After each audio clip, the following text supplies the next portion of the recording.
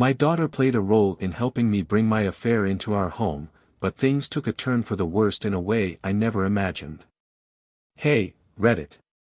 Never thought I'd be one of those people sharing their deepest regrets with strangers online, yet here I am. Funny how life works, right? I've completely wrecked my life, and I did it with my eyes wide open. Everything is in shambles, and it's all on me. The hardest part. My daughter is caught in the mess, and the guilt I feel is unbearable. So, let's call me Amy. My husband and I have been married for over 15 years. We're both in our late 30s, and we have 2 kids, Emily, who's 15, and Jack, who's 12. In the beginning, things were amazing. My husband was that guy, the romantic, thoughtful type, the kind of husband everyone else is envious of because he remembered all the little details, made sweet gestures, and always put our family first. He treated me so well. Honestly, he treated me better than I probably deserved.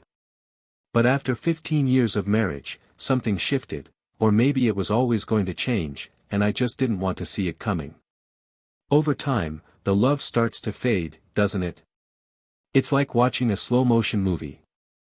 You don't notice the change until one day, you wake up and realize you've turned into roommates, not lovers.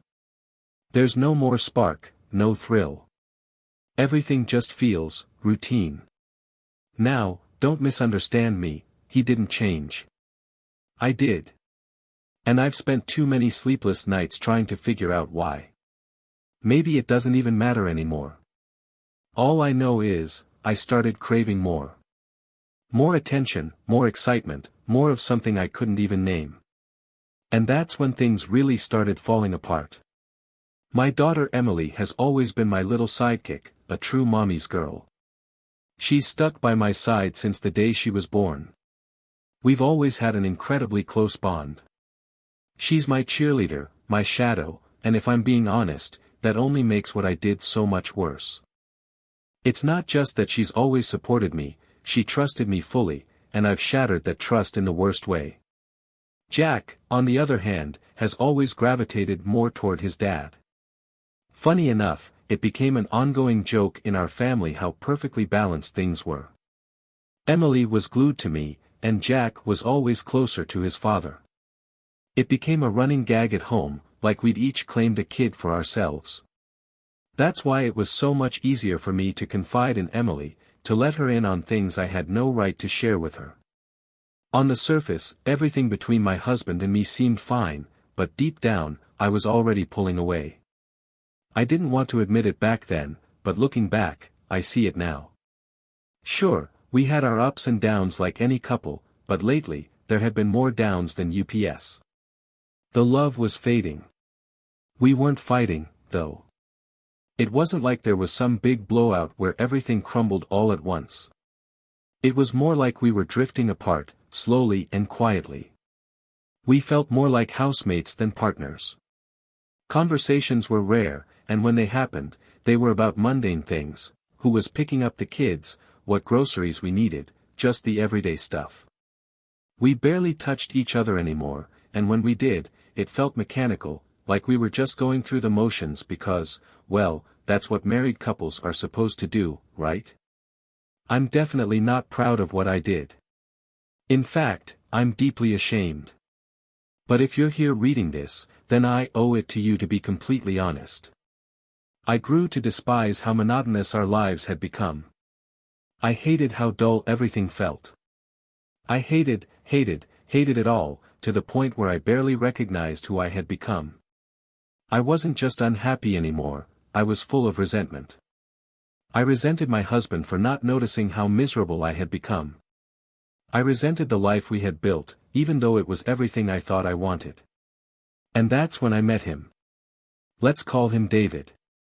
He was the complete opposite of my husband.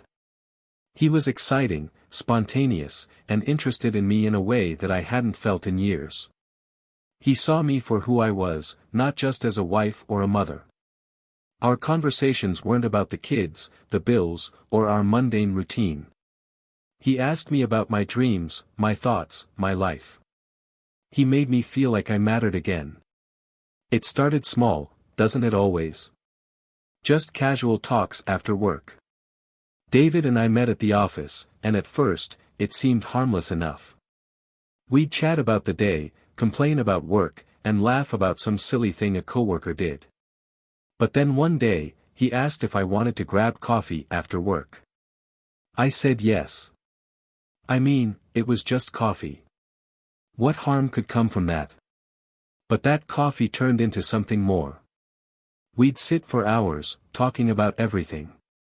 For the first time in years, I felt like I could actually breathe, like I wasn't trapped in this suffocating routine that had become my life. When I was with David, I felt free. And it wasn't just that he listened to me. He got me. He made me feel alive again, like there was still a part of me that wasn't just tied to being a wife or a mother.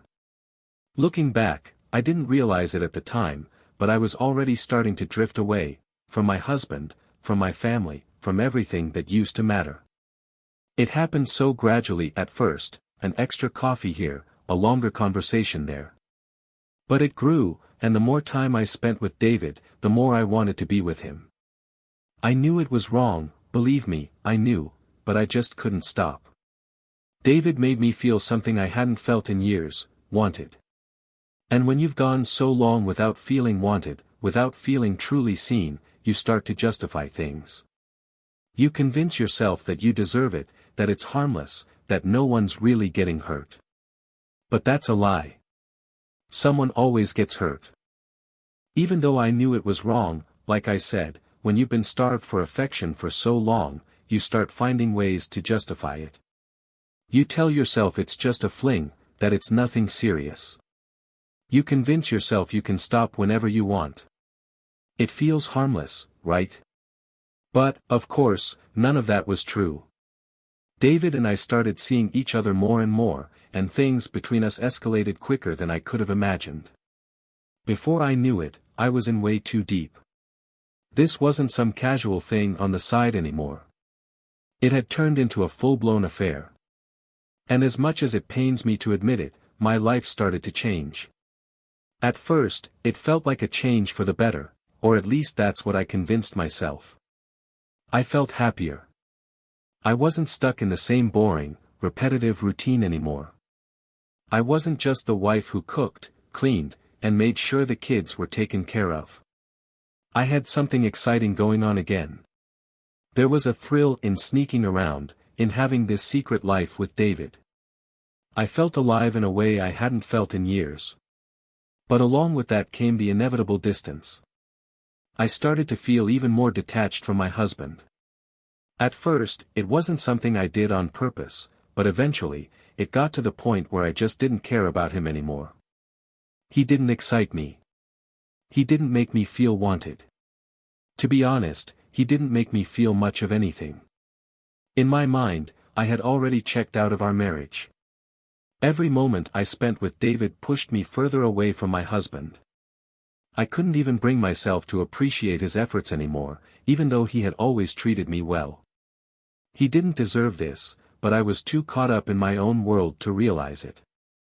I won't sugarcoat it, I thoroughly enjoyed my affair with David. Every minute felt like an escape, a break from the suffocating routine that had become my life. I loved every second of it. When I was with him, I felt like a completely different person, and honestly, I didn't want it to stop. But then, as if out of nowhere, my husband started being more present. He cut back on his work hours and spent more time at home. He even brought up the idea of repainting the house together, just small home improvement projects we could do as a couple. He had noticed how distant I'd become over the past few months, or maybe it had been years, and he wanted to fix things. He wanted to work on us. He'd see me sitting at the kitchen table, lost in thought, and he'd try to reach out. He'd ask if I was okay, if something was bothering me, if we needed to talk. But by then, I was already too far gone. I didn't want to fix things. I wasn't interested in having deep conversations or working on our marriage. I was completely consumed by my relationship with David, caught up in the thrill of this new life. My husband's attempts to reconnect felt like distractions, like he was pulling me away from the one thing that actually made me happy.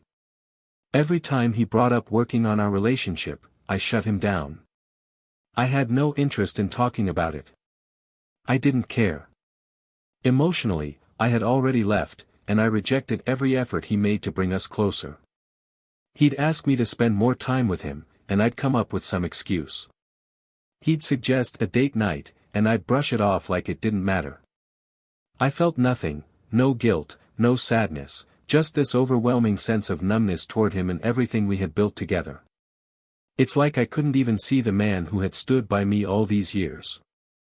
He was just there, a shadow in the background while I was busy living my double life. I didn't want him anymore, and no matter what he did, I had already made up my mind. I was already gone.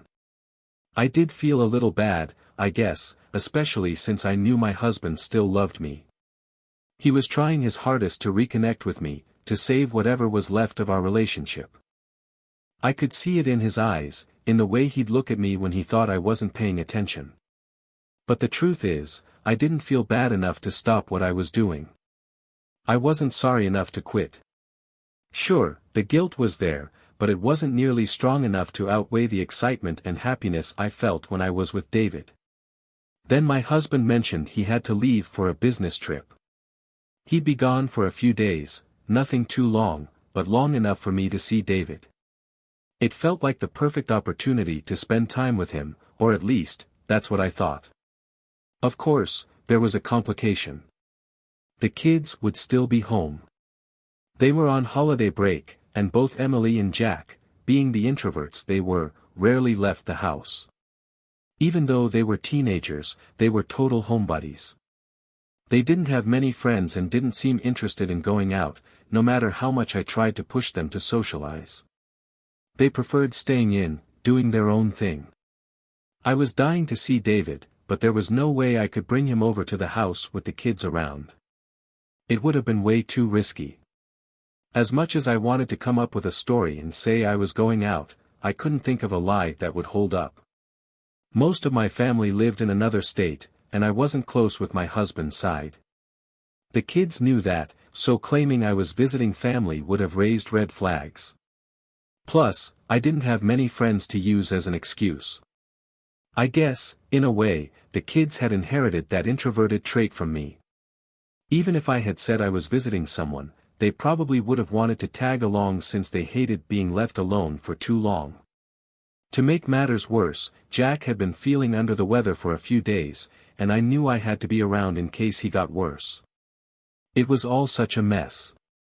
Looking back, I should have taken it as a sign from the universe, or fate, or whatever, that this wasn't the right time to see David. Anyone with half a brain would have realized that. But not me. I was too far gone. I needed to see him that day, no matter what. I spent the entire morning pacing around the house, racking my brain for a way to make it happen. How could I get David into the house without the kids noticing? Was there some way I could sneak him in? The more I thought about it, the crazier it drove me. Emily eventually noticed me pacing and lost in my thoughts, and naturally, she got concerned. She came up to me, asking if something was wrong, if everything was okay. And that's where I made my biggest mistake. Instead of brushing her off or coming up with a believable lie, I did something unbelievably stupid. I confided in her.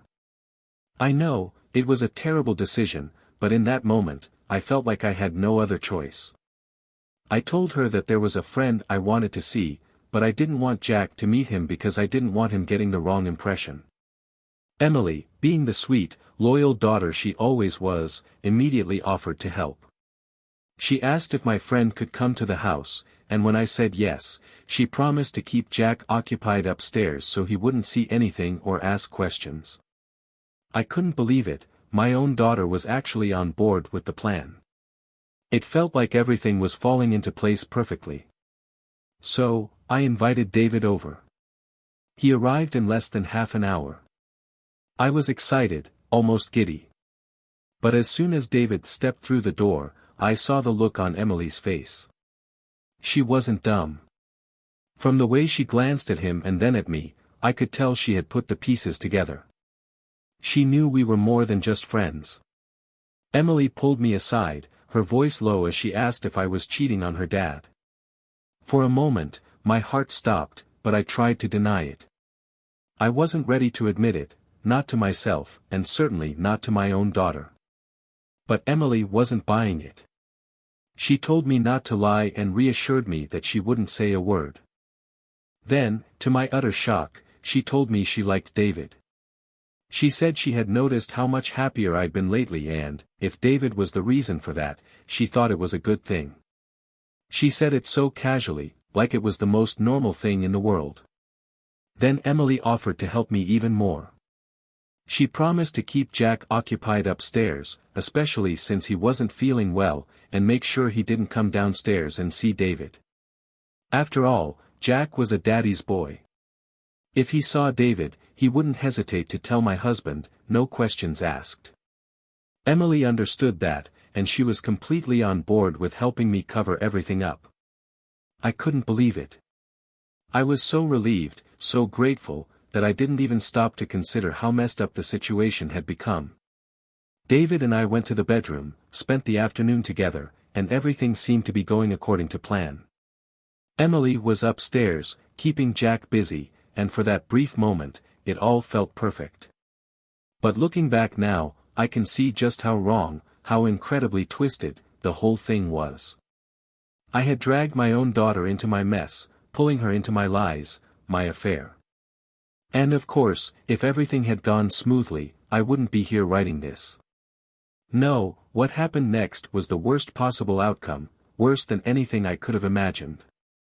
My husband wasn't supposed to be home until the next day. That's part of why I felt so desperate to see David that day. I thought I had this window of time where I could relax. But out of nowhere, I heard his voice downstairs. He was home early. My heart dropped into my stomach. The first thing I heard was Jack's footsteps thundering down the stairs, as if he wasn't sick anymore. It was like his illness had magically disappeared, and I could hear the excitement in his voice as he called out for his dad. That's when the panic hit me. I froze. David and I were still in the bedroom, and there was no time to hide him or come up with a plan. I could hear my husband moving around downstairs, probably already wondering about the unfamiliar car parked in the driveway. I was trapped. I knew Emily must have been freaking out, too. She rushed upstairs to warn me, knocking frantically on the bedroom door, but we had locked it. I felt like I was going to be sick. I told Emily through the door that we'd have to come up with some kind of story. The only thing I could think of was to say that David was a repairman I had called to check on the sink in our bedroom. It was a flimsy excuse, but I had nothing else. My mind was racing, and I was sweating like crazy. I glanced at David, and he looked just as panicked as I felt. There was no way to hide him, his car was parked right outside. There was no escaping that. So I asked him if he knew anything about fixing sinks, if he could at least pretend to be working on something. Maybe, just maybe, we could pull it off. But David didn't have a clue. He wasn't handy at all, and I could feel everything crumbling around me. We had no choice but to go through with it. I told David to stand by the sink and pretend he was fixing it. I took a deep breath, trying to calm my nerves, and went downstairs to meet my husband, doing my best to act like everything was perfectly normal, like I wasn't hiding a secret that could blow up my entire life. The first thing my husband asked about was the unfamiliar car in the driveway. I quickly told him it belonged to the repairman, who was upstairs working on the sink. I lied, saying the water hadn't been running right and that I'd asked David to take a look since he was a coworker who also did repairs on the side. I could see the confusion on my husband's face, but he didn't press the issue, not right away. Jack, on the other hand, was completely baffled. He hadn't heard anything about a broken sink or a repairman coming over.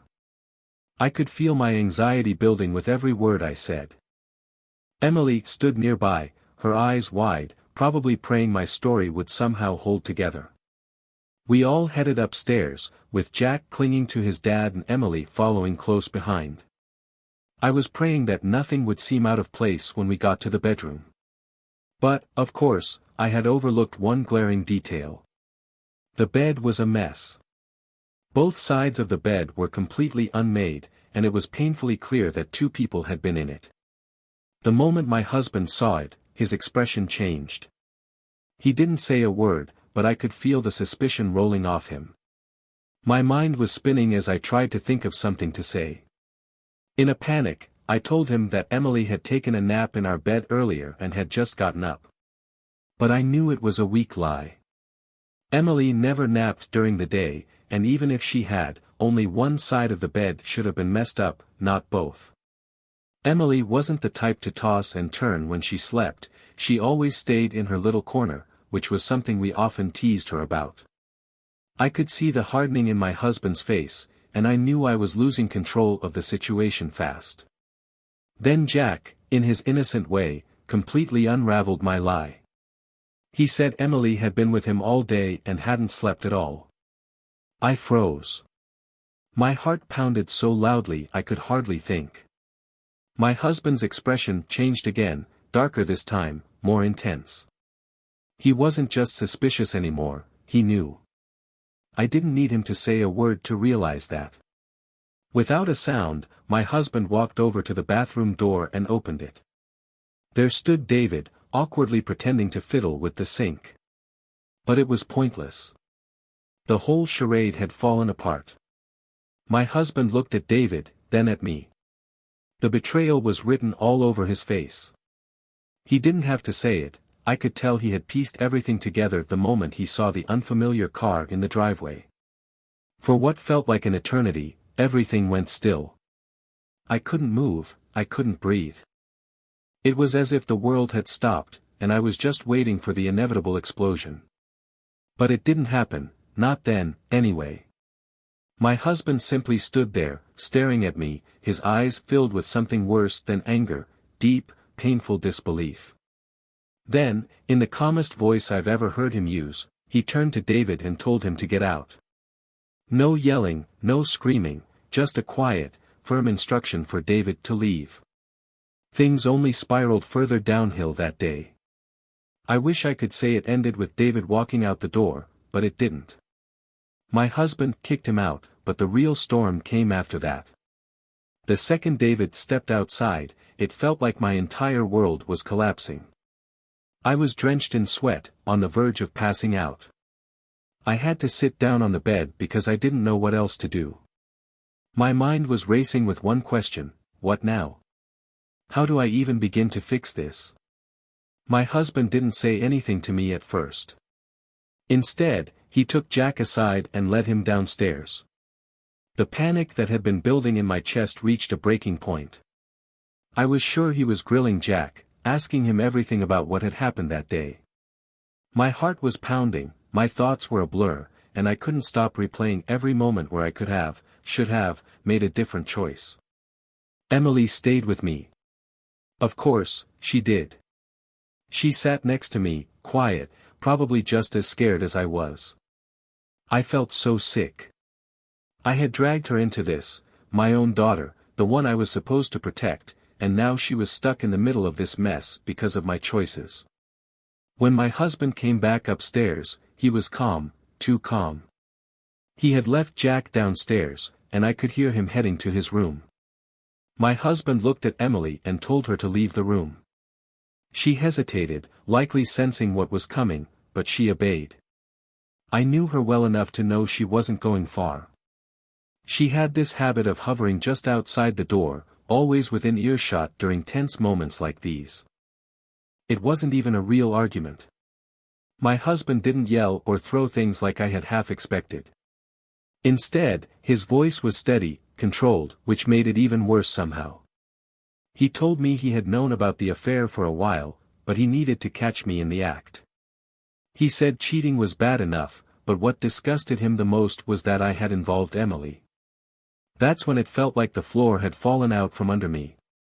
And that's also when Emily, standing just outside the door, spoke up. I could have told her to stop, should have, really, but I didn't. She said she had helped me willingly, that she'd seen how happy I was with David and wanted to support me. She said it wasn't my fault, that I was happier with David. I wanted to shout, to tell her to stop, but the words just wouldn't come out. She was trying to protect me, but she had no idea how much worse she was making everything. My husband's face hardened at her words.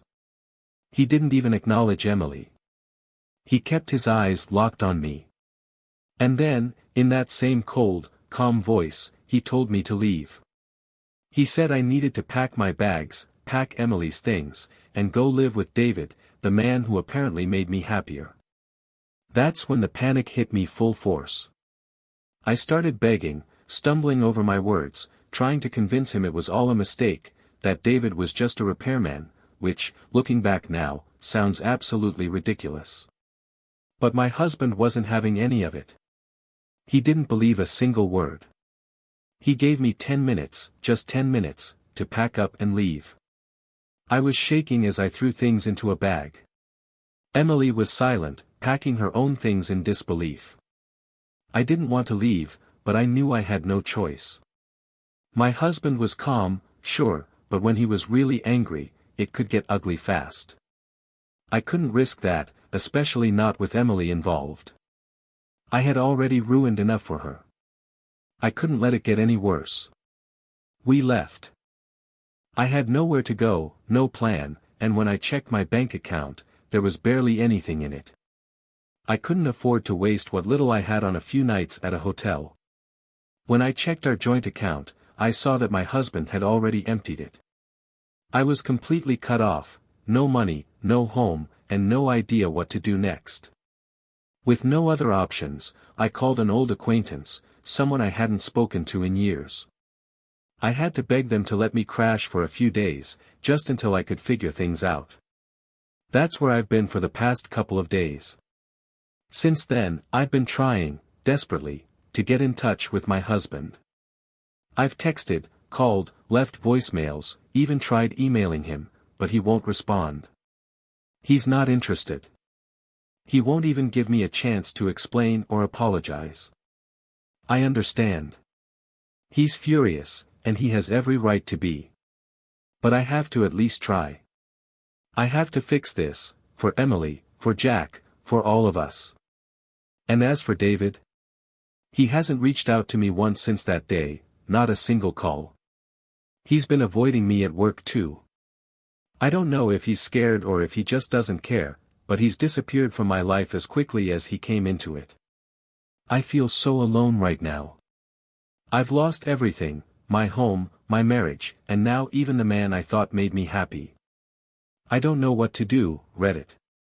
Please help me. How do I even begin to fix this? Can I fix this?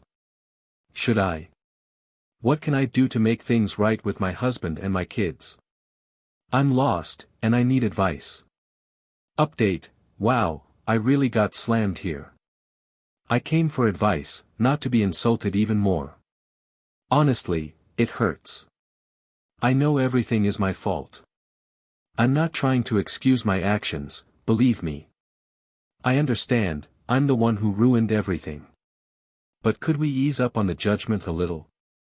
It feels like I'm being kicked while I'm already down, and I can only take so much.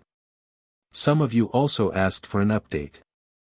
I guess it's ironic that you're criticizing me and then wanting to know how things are going, but here it is. I finally managed to get in touch with my husband. We had a long conversation that felt like it lasted forever. He was calm, but I could hear the pain in his voice.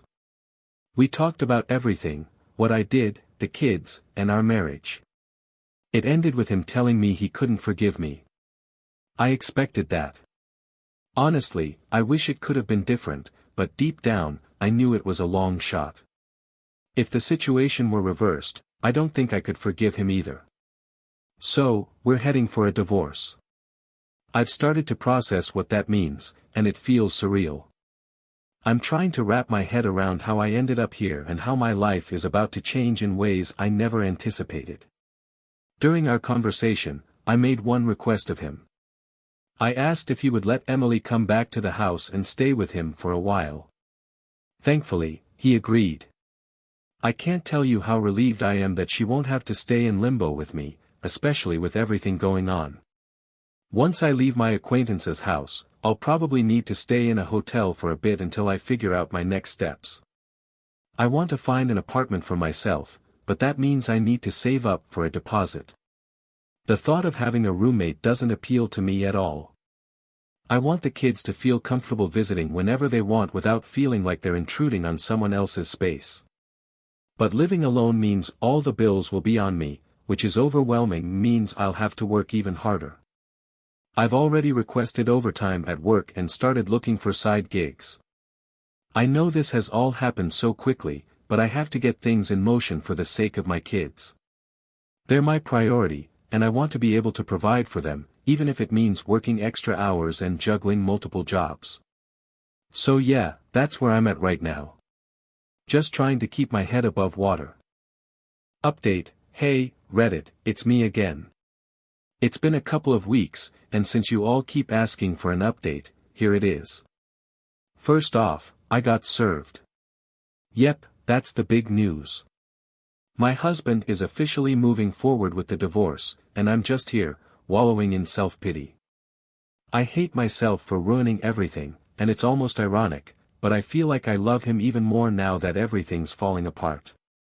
I miss him more than I ever thought I would, and I keep wishing we could somehow work things out. Secondly, for those of you who kept asking, I finally managed to talk to David. I cornered him during a break at work, and let me tell you, it was brutal. He basically told me he wants nothing to do with me anymore. He said it was just a fling that got way too serious, and now he's done. Hearing that from him was like a punch to the gut, especially since he played a huge part in destroying my marriage. I guess I shouldn't have been surprised, but it still stings. Work has become so awkward now. Our co-workers have already picked up on the tension between us. We used to be close, and now there's this huge, uncomfortable elephant in the room whenever we cross paths. People are nosy, asking questions, but I just keep brushing them off. There's no way I'm letting them in on what's really going on. On a slightly brighter note, I'm now staying at a hotel. I finally had to leave my acquaintance's house. Honestly, I'm shocked they let me stay that long. We hadn't been in touch for years, and we didn't part on the best terms, but they really came through for me. I'm incredibly grateful. As for finances, I've been putting together whatever savings I can. In a few months, I should have enough for the down payment on a small apartment. It won't be anything big, but it'll be mine, and that feels like a step in the right direction. I've never been great at saving, and it's definitely come back to bite me, but I'm learning. I'm determined to do better moving forward. As for my husband, he's now letting me visit the kids, which is a huge relief, even if it's awkward. Despite all our efforts to shield Jack from the fallout, I think he's figured out something's wrong. He's angry with me, very angry, actually. It breaks my heart. And Emily, well, she's starting to feel the same way. It's hard to accept because she was the one who helped me in the first place. If she hadn't gotten involved, maybe none of this would have happened. But I can't put the blame on her, she's just a kid, and I know this is all on me. Emily's confided in me that she really wants to make things right with her dad. She's terrified that he'll never forgive her, and that's heartbreaking. She's only 15, but she understands more than I want to admit. Meanwhile, it seems like my husband and Jack are closer than ever. I hate that I've put our family in this position. So yeah, that's the update for now. I'm just trying to survive all of this and keep moving forward. I'm sorry I haven't been able to update every single day like some of you want. It feels like some people forget that there's life outside of Reddit. Update: Hey, Reddit, it's me again. I know it's been a while, and I'm sorry for the radio silence. I kept getting a ton of requests for an update, but I wanted to wait until everything was finalized before sharing anything. Plus, I've been crazy busy, stressed, and exhausted from all the overtime at work. It's been tough to find time to sit down and write this out. But now I finally have some updates, so here we go. First off, I'm finally out of the hotel. I've moved into a small apartment. It's not much, but it's mine, and I've been here for a couple of weeks now. It feels good to have my own space again. The best part is that Jack can come over to visit, although he hasn't been doing that much, which has been really hard on me. As for the divorce, it's officially finalized. In my state, cheating is a big deal, and it comes with some serious consequences. I didn't get any early money or spousal support, which honestly stings. We didn't have any debts to split, so that's something, but I was hoping for at least a little financial help during this transition. When it comes to child custody, things got messy. My husband wanted custody of Jack but didn't want custody of Emily, and that absolutely broke my heart. I know she's always been closer to me, but she's been trying so hard to fix things with her dad, so when I told her I got custody, she was crushed. It felt like a rejection from him. I couldn't bring myself to tell her that her dad didn't want her. I didn't want to hurt her any more than she already was, so I just told her the court awarded me custody. So now I have custody of Emily, and my husband has custody of Jack.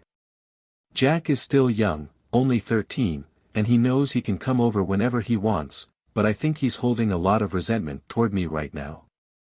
I've been trying to mend things, but he hasn't visited much at all. Since I moved into my new place, he's only come over 3 times. It breaks my heart because I want to fix our relationship, but I'm at a loss for how to do it. If anyone has any advice on how to bridge that gap, I'm open to suggestions. Emily, on the other hand, has been visiting her dad frequently. She's trying so hard to repair their relationship, and I fully support her in that, but it's tough for me to watch her go over there, especially knowing how much her dad didn't want her. She's also started showing signs of resentment toward me, and I can see that she's beginning to understand just how wrong my actions were. Honestly, I've been working tons of overtime to save more money and get my life back on track. I know I messed up, and it feels like I'm constantly reminded of it.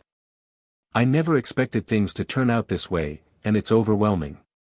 My life feels like a mess, and I'm just trying to figure out how to navigate this new reality as best as I can. So yeah, that's where I'm at right now. Thanks for listening, and I really appreciate any advice or support you all can offer.